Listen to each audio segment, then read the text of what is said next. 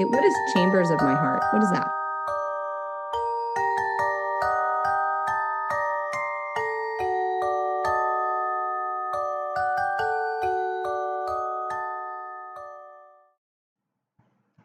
Hey guys, it's your humble host, or Kid if you prefer. So I'm back with another video just to kind of catch everybody up as to what's been going on. If you haven't been following the page, the links are below. There's actually two of them. There is the Help Save James page, and then there is the Save James Google Docs. So there was a hearing, just to get everyone up to speed, there was a hearing that happened on May 30th. Anne wanted to have complete medical control, so she filed an ex parte. She wanted to start the process with James, and thankfully the judge told her no. There was also a request to seal the court docs, which they have been sealed, as you can see here. I have grabbed all of them, and they are still available if you click on that link, Save James Google Docs. So have a read. Anything past May 29th, 2024, obviously is not going to be accessible, nor can you look the case up, nor can you purchase the court documents offline. So this case has been given a very high security, which I think is total garbage, because this is the same BS game that they played last time, and we had all the court documents and they were still out there. So this isn't going away. These people are not going to be able to hide what they're doing. The hearing, many of us try to sit in and use an app called LA Court Connect, or Unicorn, something about, I can't remember the name, but apparently it was only for litigants, parties to the case, lawyers, judges, court clerks. So all the observers got kicked out. And so that was a thing.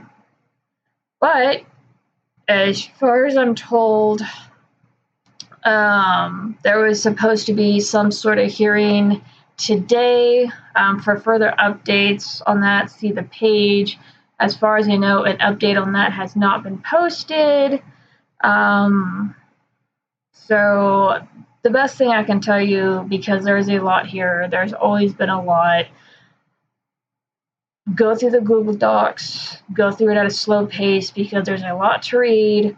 One of the court filings that Anne Georgelis wanted to do was strike a very special expert witness's expert testimony, and that is Dr. Marion Grossman. Yes, that Grossman that took out NHS Tavistock, the UK. She had a major role in the UK, pretty much banning quote-unquote trans medicine over there. And she is an expert witness for Jeffrey Damon Younger and the Save James case. And one of the court filings is her expert witness testimony. I would recommend giving that a read. And Georgelis wanted that struck. That stays. So Jeff Damien Younger has a very big smoking gun. And so, again, it's the same garbage like last time, with a little bit more steps. So it's not too much different, but we're all still here. We're still doing what we're enabled and what we can do. So I know I had a feeling that the case was going to be sealed again. So as soon as court docs started to come out, I started to snap them up. And thank God I did. That is not a yay. No, that is, they're out there because they were grabbed. Because we had a feeling they were going to get sealed again. Well, we still have them. So I also wanted to give a few thoughts because for me personally, and no, I'm not obviously here on this. I'm a third party nobody, and I can't say that enough. I'm also not an agent. Everything I do is of my own volition. I'm not media. I'm not anybody important to the case. I'm really not. I'm not even legally attached. But I wanted to give a few thoughts because I've had a few conversations over the years with certain people as to why I'm still here. I just had because and these are emotional, so I'm sorry if this gets really heavy. This is not going to be monetized. Links for everything below. I'm going to try to keep these short, but no promises. I know I say that a lot, but I'm going to start with the first time I went out to Texas for the first physical hearing. And just like a small note about that, because that's another transcript that got sealed away. And to even try to get your hands on that, just the purchase of it is the price of a used car, $12K. So that's just the cost. Having to jump through multiple other hoops because it's a sealed case to get the hands on that particular court filing would be an absolute nightmare, because Judge Mary Brown of Texas had the Texas court documents sealed away a few years ago, and we're now having the California ones sealed away. I do not have the transcript to the October 2019 hearing. I wish to God I did. All I have is my very, very scrawly notes, which filled up 98 pages. And that was the first time I went out there, and I'm not going to sit here because I want to make sure this comes across correctly. I can't emphasize enough, I'm no one important to the case. But the position I have been enabled with to be put in, I can't compare obviously to Jeff's stress. I'm not a dad. I don't have a child in the system. So I'm not comparing my stress. This is just my point of view from why I'm still here. The stuff that has been brought out, personally speaking, along the way, there's more stuff coming out because this case for me has been triggering as all hell. It really has. And it kind of started when I first started to cover it because I couldn't really believe what was happening.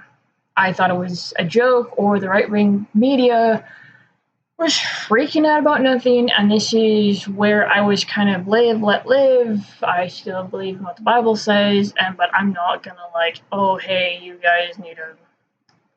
So I came across the court documents. It was by a federal host, Walt Hare. I don't know if I can find the original article again.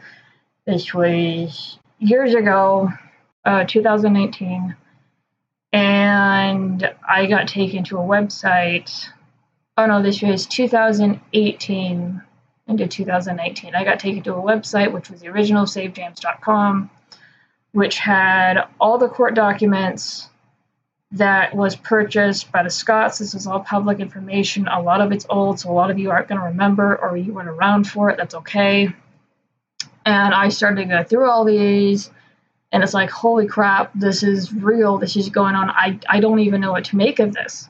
So I started to do small videos covering the blog. Granted, at that time, I wasn't in contact with Jeff or Gwen. I wasn't in contact with anybody. So I just started covering this because, this is beyond messed up. Why aren't more people talking about this? What's going on? And one thing led to another. I was made contact with. First, it was with Gwen. I didn't even know it was with Gwen at first until she introduced herself on a different platform. And then Jeff reached out to me, much to my surprise, because I was not trying to get that close to the case to begin with because of what happened with the Daddy of Five. That was not my goal. But we talked that I did the first interview with him, had the audio cleaned up by another YouTuber who was around at the time called Trent and May. And it just kind of went from there. And sometime, I want to say maybe July, June, I don't remember when this conversation was, but I was sitting there in the kitchen on my laptop, and I just kind of remember something just came to me that I was going to get asked if I wanted to come out and, observe and just not as like, again, I'm not media, was never media. I was never an agent. I was none of those things. I was a third party nobody, and that plays a very significant role into why they try to paint me as an agent. Because they did. It was like 2 to 3 years ago that they try to paint me as an agent because they try to use that. If they got that label on me, it would have put Jeff in significant trouble with Judge Mary Brown because of stupid gag order. That was the only reason why they were trying to do that, was trying to get Jeff in more trouble. So they tried to put a label on me, and it didn't stick because I never claimed to be media by any means. I had to start putting disclaimers in my videos with any of these coverages, with Save James, anything similar, that I was not an agent. So I went out there to observe because I was still pretty floored as to what was going on. I had a feeling I was going to get asked. I got invited. We had quite a few conversations before that time, and it was the craziest shit I've ever seen. I didn't even understand fully what was going on. It wasn't real what I was hearing and seeing these people do. And I covered like the court stuff to the best of my knowledge, the summary of each hearing. There's videos in the playlist. But on the more emotional aspect of it, because there was stuff that happened over there, and Jeff didn't give me any reason to doubt him. I saw the court documents and things like that, but it was still like, oh my gosh, what the hell am I doing here? This is crazy. This is insane. Why am I here? And there was three things that kind of happened that just kind of solidified me supposed to be there. One was the first night I came in, and I was having a conversation with my dad and whatnot, and he wasn't in a good headspace at the time, and I got on the phone with him, and that was my first night settling in because we had court the next morning. And I pretty much got asked, like, what the hell are you doing in Texas?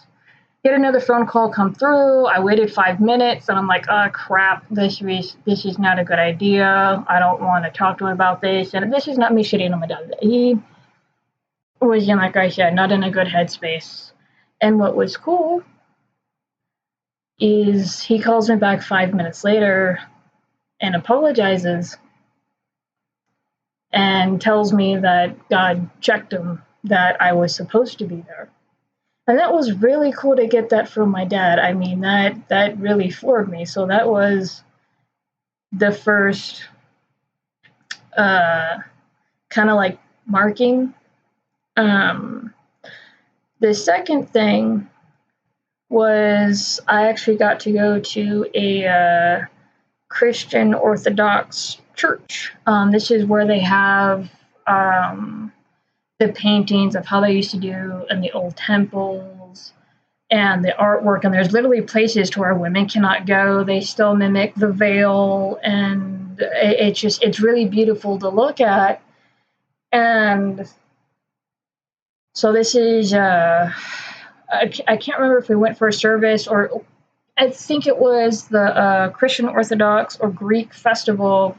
It was really cool. But anyway, so they take me inside, they show me, and there's a few priests about. And what was really cool Yeah.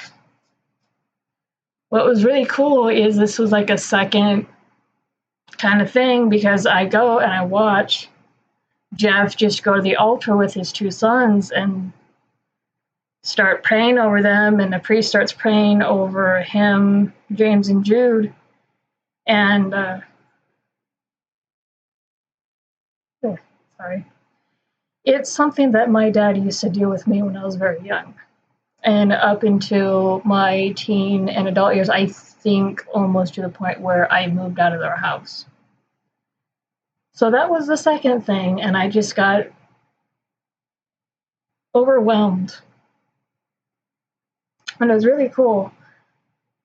So, and then the third thing, well, there was one more, two more things. The third thing was there was a small dinner party after the first day of court, which of course Coonsville made a freaking stink about. I knew they would, and I videotaped stuff in a certain way to where people were not aware in the room that I was videotaping certain stuff, and it got back to me that allegedly Anne was telling Jeff, allegedly, to keep the YouTube blogger away from the boys, aka me. So, whatever. But anyway, so the first time I actually met the boys, I kind of hung back because, like, I'm not trying to be, like, up in the area, and I wanted to see what the reactions were. I wanted to see what the interactions. I wanted to see what was really going on, just to, like, kind of take everything in.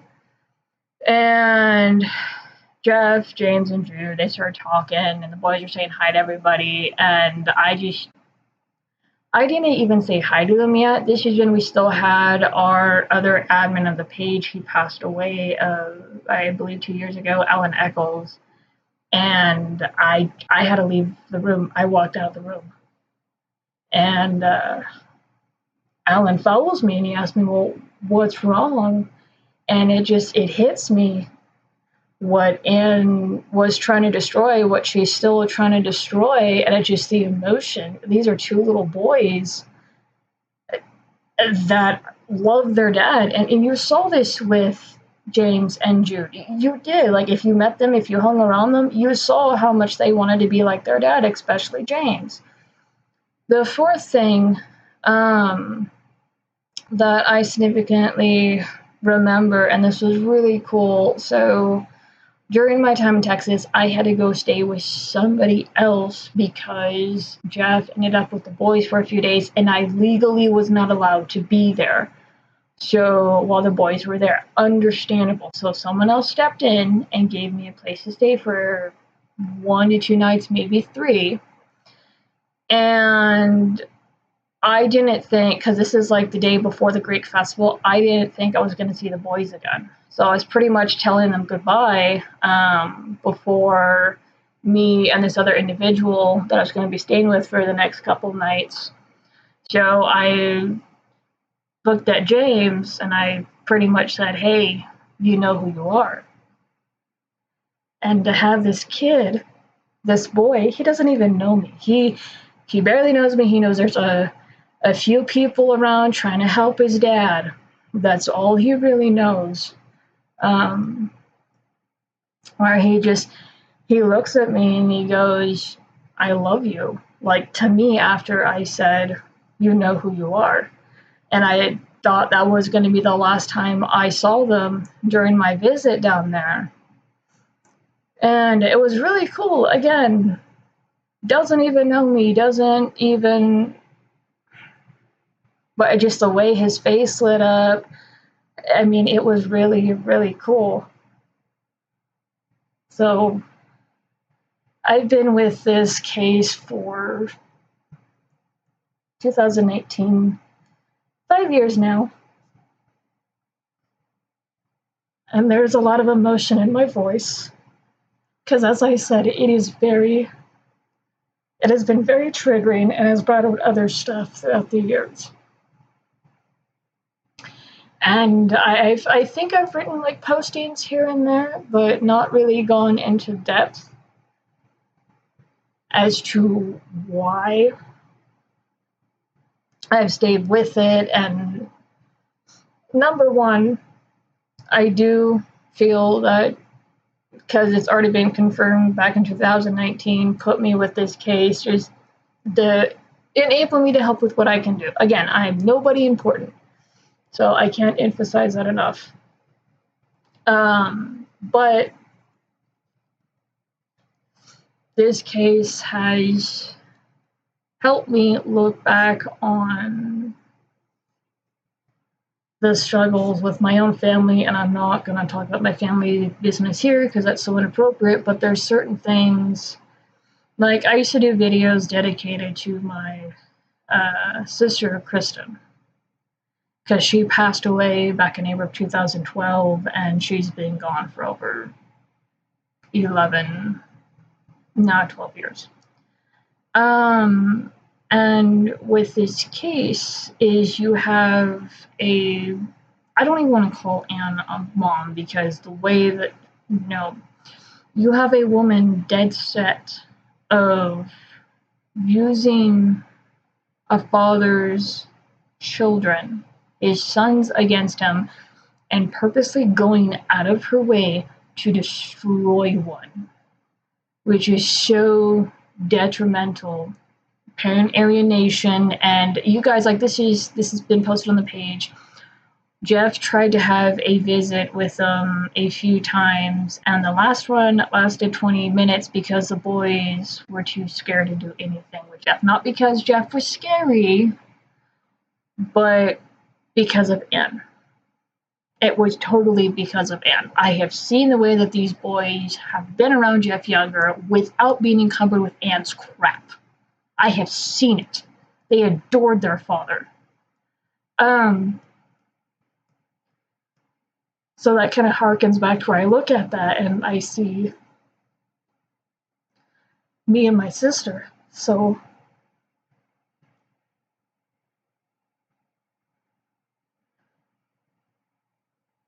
my sister was very much alienated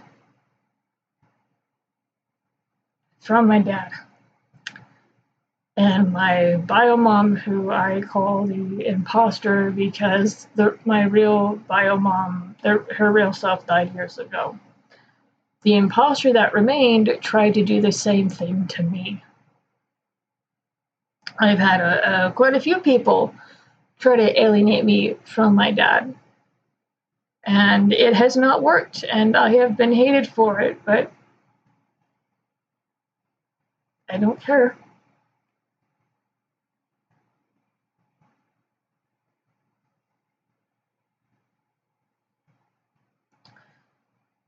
So with that being said, is I can see the same thing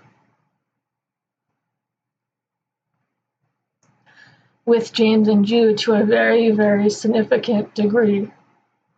It is to an extreme degree, and it's not like anything I've ever seen before. Because of parent alienation in my family, my sister would act out a certain way. And people tried to blame my parents. They thought it was my parents' fault that she was acting a particular way, but it wasn't, and my parents didn't know what to do, and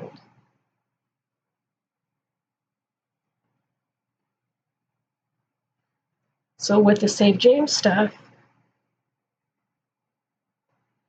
this has brought out a lot of personal hurt of my own because of what my dad went through. And he eventually had to bury my sister. I don't want to see Jeff do the same thing with James or Jude.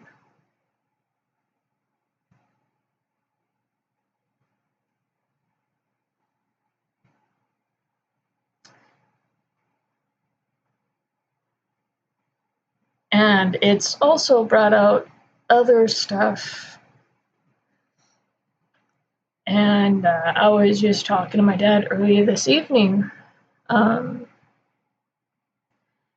I'm being real with you guys, and I try to be. And so you'll see one of these videos every now and then, because that's what the chambers of my heart is it's as real and as raw as I can get, and hopefully somebody gets an inkling of something somewhere from one of these postings. And I hope one day that this is more than just a YouTube channel brand, and it's not much of a brand right now because my YouTube channel's dead. So, but still, it's something that I cherish. But anyway, going back to what I was saying, is I was having a conversation with my dad tonight about other stuff that this has been bringing out, and I've always felt like I'm incompetent or been made to feel that way by certain circumstances. So when I get put into certain positions, or there's certain things that God has me step into, it's like, I think you have the wrong person. I don't see how this is going to work. One of the things that I've been kind of just, even with this, that because I have a very good job and I like it, but it has been testing my limits because there's certain boundaries that my employer thinks it's okay to cross, or what have you, and struggling with that and dealing with that. I don't know how all this stuff is going to line up. So having that being said, with this case, having that brought out where, well, I think I'm incompetent. Why am I here? I think you have the wrong person. On top of personal family matters. Again, my stress is nowhere in comparison to Jeff's. I don't even dare. I'm not a dad. No. But for me personally, I just,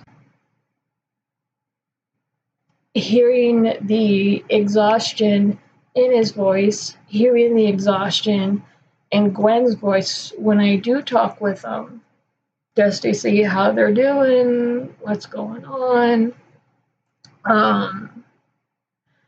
It just, in a sense, it's triggering because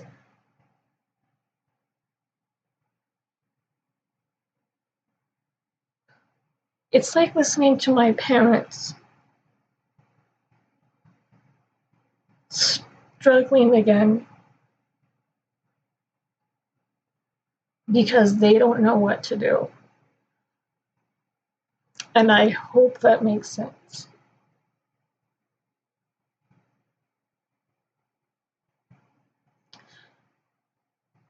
I want for Jeff and Gwen, James and Jude,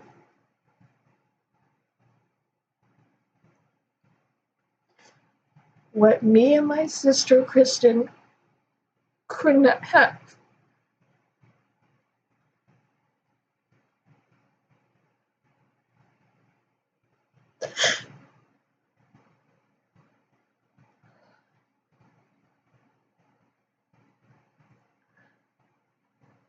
There are certain things that I've gotten small inklings about, and as I've told you guys, I've made mention on my page, my channel, that my dad is very much a influence, very much a God-fearing man, and so there's been stuff that has been spoken over the case. There's stuff that me and a few others started to get back in December, if not a little bit earlier. about it. So I know this is a God thing. This has been in process. We had Wolpath exposed, and that was not a smoking gun we had back in 2019. Wolpath is all these whack doctors, and I don't have the abbreviation, the full abbreviation off the top of my head. Let me just look it up using my phone real quick.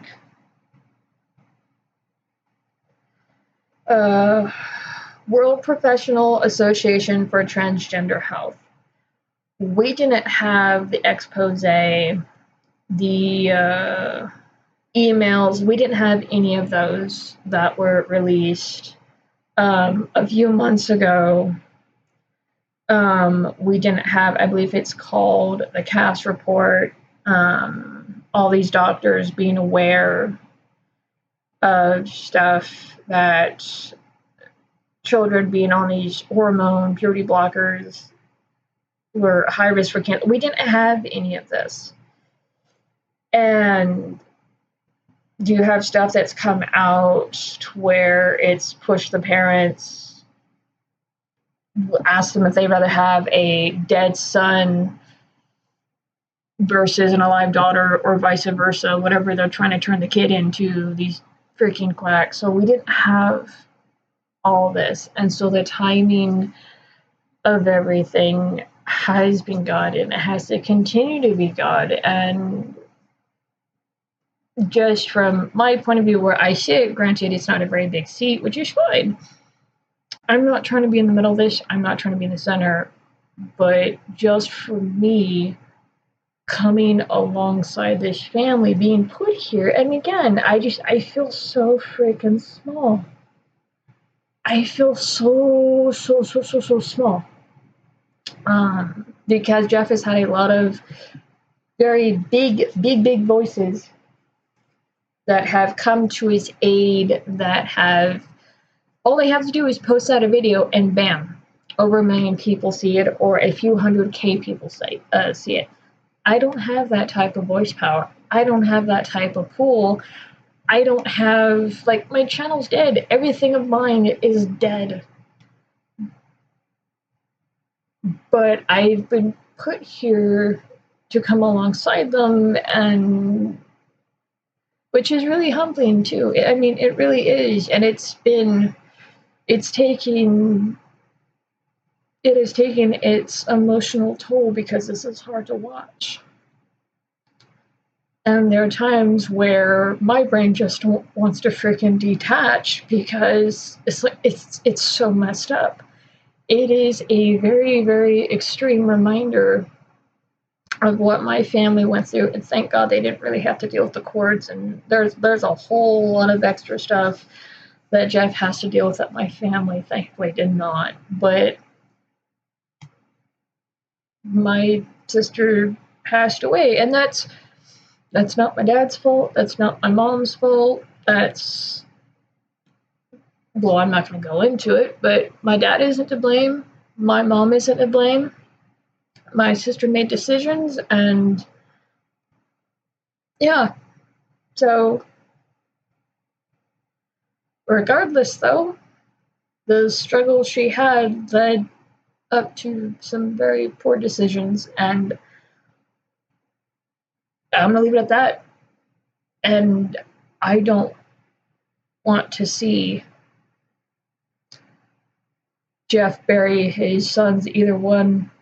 And I cannot tell you just how hard that was, watching my dad just bend over my sister's coffin crying. I can't even explain to you how much that shit broke me, on what level. But this is why I am still here. This is because God has kept me here, has told me to start to get ready back in December. And it's why I'm still here for the long haul. I'm not a hero. I'm no one important. I'm a third party nobody. There's certain things I know how to do because of my time on social media mixed with that with my jobs. That is, so I know how to do a few things. That's it. I'm not a big voice. I don't have the pull. I don't have the answers. I am just here as I am enabled by God to be here. That's it. Then I know, as I said, God has spoken some things over this case, and one of them is that it will break. It will break. Didn't say how, didn't say when, but I can tell you that the pieces have been lining up, and there's been a process. And when this breaks, it is going to create a tsunami, even more so, and it's going to shake the mountain, and it's going to be both cool and frightening because of the impact that this will have. So I'm going to continue to be on standby. Again, I'm not an agent. I'm not legally attached. Everything I do is my own volition. I wanted to share with you guys why I was so dedicated. And again, I'm not media. I have a very strong emotional attachment to this case because of how much I can relate to it on certain aspects and what God has enabled me to do. And in the grand scheme of things, they're small. They're so very small, but it's like a cog machine. You have all these big cogs. They're turning a certain way, and you stick in a small one, and it suddenly starts to change the way that the other cogs turn and just changes the entire function. Me and the other admins of the same page are very small cogs. We're very, very small. But working together and having others like talk about the case and us helping to run the page, we've been able together to reach a lot of people. And that is so freaking important, having these small cogs placed in certain pieces and changing the overall function of the way that the machine works, if you will. And you've had other cogs that we haven't even made contact with that have done the same thing, and they're out there, like the journalist, and forgive me, I can't quite remember who broke the Walpath expose, the cast report, Dr. Maine Grossman. You've had these cogs like all over the place, and it's affected certain areas, and it's really cool to be a part of, and it's both humbling and terrifying, and it's brought out some personal stuff that's hard to walk through, but I'm still here, and I'm sorry for the heavy video. I don't usually drop these, but I feel it's important to do so. Made quite a few very personal posts because it's stuff that I feel people should see. It's stuff that people don't know how to talk about or express. And that is why you do have a lot of people, when they see cases like this, they jump on them, they follow them, because they're like, I can relate to this. I understand this, what they're going through to an extent, and I'm here to support you in any way I can. And that's pretty much the way that I feel about this case. And Lord willing, I will be by Jeff and Gwen's side again physically, as I was in October of 2019. So with that being said, keep all of us in prayer. There's some really bad corruption going on, and like I said, God has already spoken over how this is going to break, because this will break. And I cannot wait until it does. But yeah, I will continue to post in my Discord. I have a room dedicated to this. And I follow the latest updates, follow the page. Please, please, please go follow the page. If you don't have a Facebook or you're not comfortable using Facebook, I have a Discord room, Save James, and everything similar. I do copy and paste the updates into that Discord room. So with that being said, thank you for listening. This is not monetized. I hope this gives somebody an inkling of something and helps people just kind of see why I have stayed with this for as long as I have. And I am going to say one more thing, because I think it's important to do so. We've had people come and go who have followed the case, and then when things died down, they have taken off, only to come back around when the case started to hit the algorithm again. To those people, I say, and I can't speak for everyone, but for me personally, not okay. This is not a, oh, well, I can jump on this for the grift or the clout or what have you. This is a long haul type deal. So, and some of us have been with this longer than others, and some of us have been only a few years, such as myself. But with that being said, this is not a clout. This is not a grift. There's no money to be made here. This is something very dark, very corrupt. And the surgeries have resulted in death. This is a life and death situation. This is not something to be played with. So with that being said, I'm going to end it here.